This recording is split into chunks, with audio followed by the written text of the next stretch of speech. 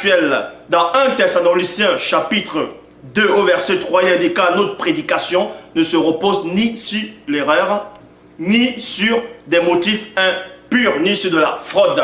Donc ici on vous dit que la prédication, c'est-à-dire l'enseignement, l'évangile, les écritures que ces apôtres ont apporté, que ces messagers soi-disant ont apporté, ce qui est écrit dans la parole, en tout cas dans la Bible, dans les Bibles actuelles, qu'il n'y a pas que les prédications, leur enseignement ne se repose nullement sur l'erreur. Or, ça veut dire que si on trouve l'erreur, vous voyez qu'ils ne sont pas réellement inspirés de l'Oba. Parce qu'il est dit dans Proverbe 19:2 que le manque de science n'est bon pour personne. Pour ça, on va aller dans Matthieu chapitre 21, versets 1 à 2. Je répète, Matthieu chapitre 21, versets 1 à 2. On vous dit ici, quand ils approchaient de Jérusalem et arrivèrent vers le village de Béphage, sur le mont des Oliviers, virgule, Christ envoya avec eux deux des disciples. Christ envoya avec eux deux des disciples. Vous voyez? Et dans la suite, on vous dit quoi? En leur disant, allez au village qui est devant vous, vous y trouverez tout de suite une ânesse attachée et un ânon. Ce qui fait en sorte deux animaux. Donc, une ânesse et un ânon. Avec elle, point virgule, détachez-les et amenez-les. C'est le pluriel. Moi. Donc, dans Matthieu chapitre 21, verset 1 à 2, il est question de deux animaux. Oui, tu peux vérifier, tu peux, si tu n'as pas la Bible actuelle, si tu n'as pas en gros la Bible par rapport au livre, tu vas sur Google, tu tapes dans Matthieu chapitre 21, au verset 1 à 2, il est question de deux animaux, une ânesse et un ânon. Tandis que le même récit, on vous dit ici dans Marc chapitre 2, dans Marc chapitre 11 au verset 2, il est question d'un seul animal. Donc, Christ envoya deux de ses disciples et leur dit, allez jusqu'au village d'en face. Jusqu'à l'entrée, juste à l'entrée, vous y trouverez un ânon attaché, il y a virgule, sur lequel personne n'est monté encore, n'est encore monté. Détachez-le, moi, et amenez-le. Donc, vous voyez déjà ici qu'il y a déjà une confusion, il y a déjà une anomalie, une contradiction. Parce que, comme je dis, si cet homme-là, de Matthieu, si ces hommes qui ont soi-disant écrit la Bible d'après les textes originaux, mais ces textes originaux, c'est quoi donc? Il y avait combien de textes originaux? Combien? Plusieurs? Plusieurs ou des copies? Mais toujours est-il ici, celui, en tout cas dans le livre de Matthieu, il est question de deux animaux. Dans Marc, il est question d'un seul animal. C'est déjà de la confusion, comme je dis, la contradiction dont Dieu, l'Oba, n'est nullement dans ce genre de choses. Et Marc, chapitre 1, au verset 6, dans Marc, chapitre 1, au verset 6, il est dit, Jean avait un vêtement, c'est-à-dire Jean le Baptiste, ce qui est connu sous le nom, originel sous le nom de John Guanet. Donc, Marc, chapitre 1, au verset 6, on vous dit ceci, que c'est Christ, en tout cas que c'est J.C. de la Bible qui disait ça. Jean avait un vêtement de poil de chameau, virgule, et une ceinture de cuir autour des reins. Il y a point. Maintenant, nous recevons point pour continuer la lecture. Il se nourrissait, écoutez attentivement, il se nourrissait de sauterelles et de miel sauvage. Il se nourrissait. Dans Marc, chapitre 1, au verset 6, Christ dit ici, en tout cas ce JC, selon les Bibles actuelles, il vous dit que Jean le Baptiste, John Guanet, en tout cas le Jean le Baptiste de la Bible actuelle, il se nourrissait du miel et c'est-à-dire du miel sauvage et des sauterelles. Tandis que le même récit, dans les mêmes Bibles actuelles, dans Matthieu chapitre 11, au verset 18, Bible du semeur, il est dit ceci, en effet, virgule, Jean est venu, c'est-à-dire toujours Jean-Baptiste, Jean est venu, il ne mangeait pas, et ne buvait pas de vin, point. Et qu'a-t-on dit? Il a un démon en lui. Donc vous voyez ici, là, qu'il y a encore une autre contradiction. Comme j'ai dit, dans Marc chapitre 1 au verset 6, Jean le Baptiste, il a bien mangé. Vous voyez, il a mangé. Tandis que dans Matthieu 11, verset 18, il est dit ici que Jean n'a nullement mangé, il n'a même pas bu. Donc, c'est encore une autre erreur, une contradiction. Jean chapitre 19 au verset 17. Jean 19 au verset 17. On vous dit ceci, que ce JC de la Bible actuelle qu'on a porté dans Oisé ancestral, on vous dit ici que JC porta sa croix. On vous dit ici qu'il a porté sa croix, arriva au lieu du crâne qui se nomme en hébreu Golgotha. Le même récit maintenant, la même scène, on le retrouve dans Luc chapitre 23 au verset 26. On vous dit ici, comme il l'amenait, il prit un certain Simon de Cyrène qui revenait des champs et ils le chargèrent de la croix pour qu'il la porte derrière JC. Donc, Jean chapitre 19 au verset 17, on vous dit que ce soi-disant votre sauveur que les Occidentaux ont inventé de toutes pièces. Dans Jean 19 au verset 17, on vous dit ici qu'il a porté sa croix jusqu'au lieu de crâne appelé Golgotha. Tandis que le même récit dans Luc 23, 26, ce Christ-là, ce JC, n'a pas porté sa croix. C'est plutôt une autre personne qui avait porté sa croix. Mais posez-vous la question. Pourquoi le même récit avec des contradictions? Si c'est soi-disant ces personnes ont été mandatées par l'Oba, si ces personnes ont été mandatées soi-disant par votre Dieu et qu'ils avaient l'esprit de votre faux Dieu, comment se fait-il que le même récit diffère? Dans le Saint-Esprit, il va, en tout cas, votre soi-disant esprit là, il va, pas le Saint-Esprit, hein, mais l'esprit qui agissait dans 1 Roi 22, 22, l'esprit qui anime les prophètes. On vous dit ici, vous comprenez que l'esprit là, qui anime ces chrétiens dans les églises, qui soi-disant parlaient en langue, soi-disant parlent en langue, et ainsi de suite, vous voyez que cet esprit lui-même se contredit. Cet esprit se contredit. Cet esprit ne réfléchit pas. En tout cas, l'esprit là ne réfléchit pas. Je ne parle pas du vrai esprit, de l'Oba. Donc, comme j'ai dit, vous pouvez vérifier dans Jean 19, 17, on vous dit qu'il a porté sa croix. Luc 23, 26, c'est une autre personne qui a porté sa croix. Ensuite, on va dans Jean 19, 14, dans la Bible seconde 21. On vous dit ici que c'était le jour de la préparation de la Pâque. Il était environ, mais environ c'est quoi? Il faut dire quelque chose avec exactitude. Dieu ne donne pas un esprit avec mesure. Environ c'est quoi? Quand tu as le Saint-Esprit, tu ne vas pas dire environ. Tu dis l'heure exacte avec précision. Mais toujours est-il, dans Jean 19, 14, Bible seconde 21, il est dit, c'était le jour de la préparation de la Pâque. Il était environ midi. Point. Pilate dit aux Juifs, voici votre roi. Donc, selon Jean 19, verset 14, à la 6e heure, c'est-à-dire la 6e heure, c'est toujours midi. On va vous montrer cela. Ce JC était encore chez Pilate.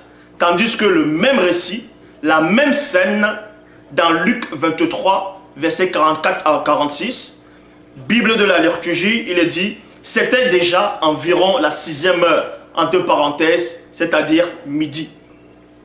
L'obscurité se fit sur toute la terre jusqu'à la 9e heure, le soleil s'obscurcit et le voile du temple se déchira par le milieu. JC s'écria d'une voix forte, « Père, je remets mon esprit entre tes mains. » Quelle main? Bref, en disant ces paroles, il expira. Donc vous voyez que ça ne tient pas. Parce que comme j'ai dit dans Jean chapitre 19 au verset 14, à la 6e, c'est-à-dire midi, pour eux, Christ était encore, ce JC était encore ce Pilate. Tandis que le même récit dans Luc 23, 44 à 46, ce JC n'était pas chez Pilate. Il était déjà sur la croix. Mais il y a un truc qui ne va pas. Réfléchissez. Quand vous voyez qu'il y a des erreurs, arrêtez de faire comme des autruches, arrêtez soyez même comme ces soi-disant chrétiens dont on faisait allusion dans la Bible, les chrétiens de Béret. Eux, ils vérifiaient. On ne vous empêche pas de vérifier. Quand il y a des anomalies, posez-vous la question, est-ce que celui dont nomme Dieu, dont vous nommez Dieu, qui est au-delà de la toute-puissance elle-même, peut un moment se contredire ou peut envoyer des hommes pour écrire des écrits et se contredisent là-dedans? Donc si vous acceptez ce Dieu-là, c'est pour ça que vous n'arrivez pas à vous délivrer, c'est-à-dire à sortir du péché. C'est pour ça que vous mentez tout le temps. Vous êtes tout le temps colérique. Vous vivez toujours la vie de péché, la convoitise, l'orgueil, l'arrogance, la jalousie, l'envie, la moquerie. Voilà votre Dieu. Parce que votre soi-disant Dieu, c'est-à-dire votre Dieu là, qui inspire ses prophètes, par cet esprit-là qui va mentir, lui-même se contredit. Donc si votre Dieu se contredit, si la parole de votre Dieu se contredit, c'est normal que vous n'arrivez pas à entrer dans la lumière. C'est logique. Vous allez dire, il y a des faux pasteurs qui n'ont aucune substance spirituelle.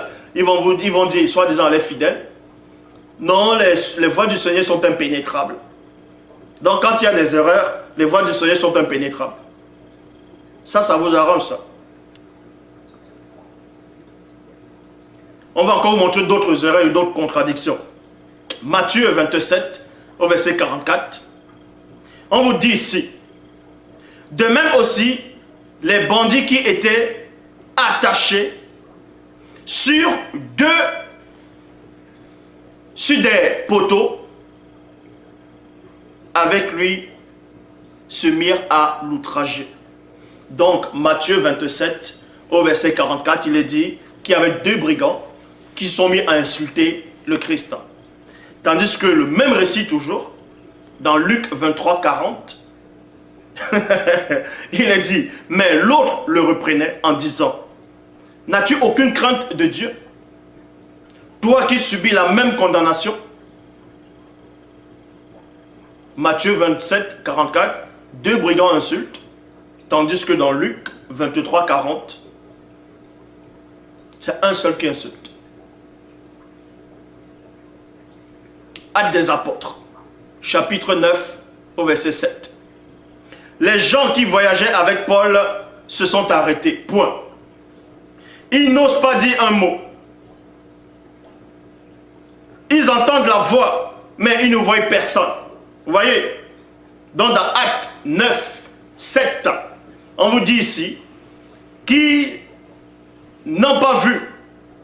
Ils ont entendu la voix, mais ils n'ont vu personne. Tandis que le même récit, dans le même livre, quelques chapitres plus loin, dans Acte 22, la même personne qui écrit, Acte 22, verset 9, on vous dit ici, ceux qui étaient avec moi virent la lumière, mais n'entendit pas la voix de celui qui me parlait. Or, dans Acte 9, 7, on vous dit, ils ont bien entendu la voix, mais ils n'ont vu personne. Acte 22, 9 dit le contraire. Tandis que dans Matthieu 28, au verset, on va aller dans Matthieu 28 au verset 1, là c'est après la résurrection du Christ. Donc, dans Matthieu chapitre 28 au verset 1, après le sabbat, à l'aube du premier jour de la semaine, Marie de Magdala et l'autre Marie allèrent voir le sépulcre. Donc on parle ici de 2 femmes. Tandis que dans le même c'est-à-dire, on va parler de la même scène, le même récit, les mêmes événements dans Marc, chapitre 16, au verset 1. Et quand le sabbat fut passé, Marie de Magdala et Marie, la mère de Jacques, et Salomé achetaient des aromates pour venir à enduire Christ.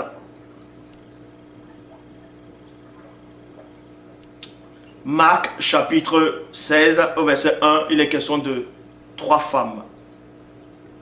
Je répète, Marc chapitre 16 au verset 1, il est question de 3 femmes. Tandis que Matthieu 28, 1, il est question de 2 femmes. Or, dans Jean chapitre 20, plutôt, au verset 1, il est dit, le même récit. Le premier jour de la semaine, Marie de Magdala se rendit au sépulcre dès le matin, comme il se faisait encore obscur, et elle vit que la pierre était ôtée du sépulcre. Dans Jean chapitre 20 au verset 1, il est question d'une seule femme. Donc, répondez à ma question, ou posez-vous vous-même la question, réfléchissez. Quand il s'agit de réfléchir pour aller draguer les femmes, pour aller mentir, pour aller tromper, pour aller faire du n'importe quoi, là vous êtes fort, vous réfléchissez.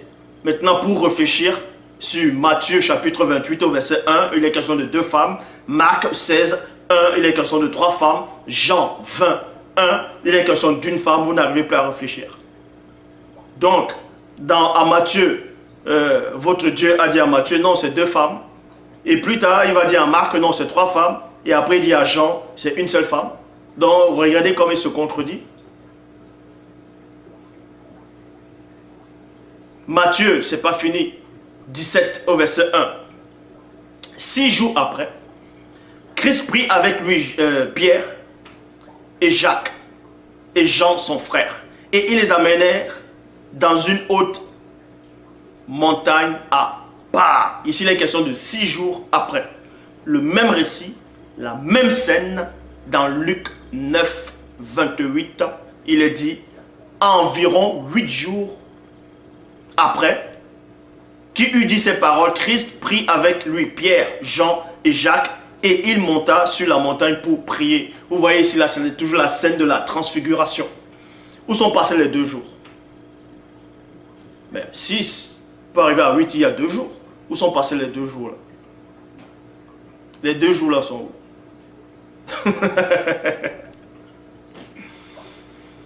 Exode chapitre 24 au verset 9 à 11. On vous dit ici, Moïse monta avec Aaron, Nabat, Ambium et 70 anciens d'Israël.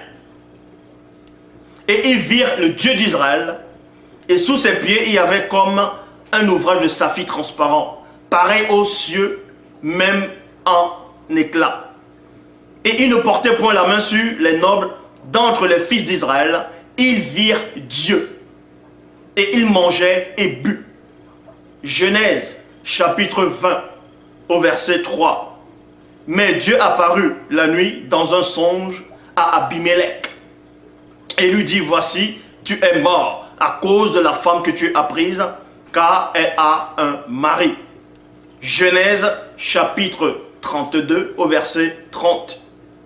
Jacob appela ce lieu du nom de Paniel, car, dit-il, j'ai vu Dieu face à face et mon âme a été restaurée. Juge 13, 22, il est dit ceci. Et il dit à sa femme, c'est-à-dire, qui a dit à sa femme, et il dit à sa femme, nous allons mourir car nous avons vu Dieu. Ésaïe chapitre 6 au verset 5. Alors je dis, malheur à moi, je suis perdu car je suis un homme dont les lèvres sont impures. J'habite au milieu d'un peuple dont les lèvres sont impures. Car mes yeux ont vu le roi, l'Éternel des armées. 1 Roi 22, 19. Et Michée dit, écoutez donc la parole de l'Éternel. J'ai vu l'Éternel assis sur son trône et toute l'armée des cieux se tenait auprès de lui à sa gauche et à sa droite. Donc, je répète, dans Exode chapitre 24 au verset 9 à 11, On vous dit ici là que Moïse, Aaron, Nabat, Ambium et 70 anciens d'Israël ont vu Dieu. Genèse 20, 3, c'est-à-dire Genèse chapitre 20 au verset 3, on vous dit que Dieu a apparu à Abimelech, dont Abimelech l'a vu dans le songe. Genèse 32 au verset 30, Genèse 32, verset 30, on vous dit que Jacob a vu Dieu. Juge 13, 22, on vous dit ici qu'ils ont vu Dieu. Ésaïe 6, verset 5, on vous dit qu'Ésaïe a vu Dieu. 1 Roi 22, 19, Michée dit qu'il a vu Dieu. Maintenant, quand on va dans 1 Jean 4, 12, il est dit, jamais personne n'a vu Dieu. Vous voyez la contradiction? C'est quel Dieu qu'ils ont vu dans l'Ancien Testament là? C'est quel Dieu? Puisque Dieu, on ne peut le percevoir. Regardez encore les contradictions. Matthieu chapitre 5. Écoutez attentivement, ça c'est la cerise sur le gâteau. Matthieu chapitre 5 au verset 9. Heureux ceux qui procurent la paix. Là c'était ce JC sur le Sumon sur la montagne. Dans Matthieu chapitre 5 au verset 9, il est dit, heureux ceux qui procurent la paix, car ils seront appelés fils de Dieu. À tous ces chrétiens, à tous ces faux pasteurs, à tous ces gens, vous n'avez pas encore vraiment médité sur ce verset. Mais méditez sur ce verset-ci, ces deux versets que je vais donner, et ça va vous faire bizarre. Je répète, Matthieu 5, verset 9. Heureux ceux qui procurent la paix, virgule, car ils seront appelés fils de Dieu. Donc ça veut dire que si tu ne procures pas la paix, tu ne peux pas être appelé fils de Dieu. Donc, expliquez donc là, dans Matthieu, chapitre 10, au verset 34. Ne croyez pas que je suis venu apporter la paix sur la terre. Je ne suis pas venu apporter la paix, mais l'épée. Donc, on vous dit ici, JCN n'est donc pas parmi les fils de Dieu, par rapport à ce qu'il a affirmé dans Matthieu 5, 9, en disant, heureux ceux qui procurent la paix, car ils seront appelés fils de Dieu. Or, dans Matthieu 10, 34, vu qu'il ne procure pas la paix, il apporte plus l'épée. Vous allez me dire, ouais, mais c'est la parole qui est l'épée. Mais toujours est-il que le mot paix apparaît. Donc ceux qui ont écrit ça ne savaient pas distinguer c'est quoi la révélation, c'est quoi la métaphore, c'est quoi, non?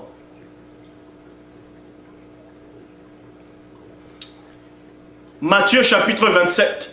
Au verset 5, Judas jeta les pièces d'argent dans le temple, se retira et alla se pendre. Tandis que dans Actes des Apôtres, chapitre 1, verset 18, on vous dit ceci, toujours en parlant de Judas, cet homme ayant acquis un champ avec le salaire du crime est tombé et s'est répandu par le milieu du corps et ses entrailles se sont émues. Ils se sont répandus plutôt. Donc, on vous dit, ce sont les deux derniers versets que je donne. On vous dit ici dans Matthieu chapitre 27 au verset 5 que Judas est allé jeter les pièces d'argent qu'on lui avait données pour livrer le Christ. Comment se fait-il qu'on reprenne le même personnage de Judas, on parle de lui dans Actes 1, 18, que il a pris avec cet argent, il allait acheter un champ avec. Mais puis puisque Matthieu 27, 5 dit qu'il a jeté cet argent. Comment tu vas jeter l'argent et tu vas encore l'acheter le champ avec cet argent que tu as déjà jeté? Donc il allait en douce quelque part rechercher l'argent et puis il allait acheter le truc. N'importe quoi. Vous voyez, je n'ai même pas trop crié. Parce que vous êtes des mbomboka, des tétards spirituels, ou je dirais même pas les tétards spirituels. Parce que le mot spirituel, si on le met dedans, c'est vous donner un peu un petit honneur. Comme je dis, vous pouvez dire, penser ce que vous voulez, ça ne changera rien. Vous allez toujours dormir, vous allez toujours vous lever, aller vous brosser les dents, se laver, vous allez aller vivre la vie de tous les jours et vous allez mourir. Le soleil restera là. Vous êtes venu, vous allez trouver le soleil, vous allez repartir, le soleil va rester là. Vous n'allez rien changer dans le grand ordre des choses. Vous n'allez rien changer dans le plan visible. Vous n'allez rien changer dans ce système-ci là. Vous n'êtes rien du tout. Vous n'êtes même pas né encore. D'où je viens, vous n'existez même pas.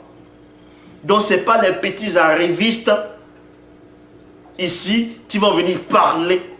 Zouloula ceci, Zouloula cela. Et après, vous pensez pas que vous avez fait les vidéos contre Zouloula, le soleil va s'arrêter?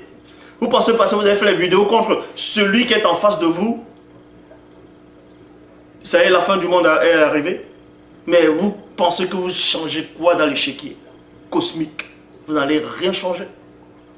Tandis que moi, j'ai déjà changé les choses. J'ai changé les choses. Non pas de moi-même, mais celui qui m'a envoyé l'Oba.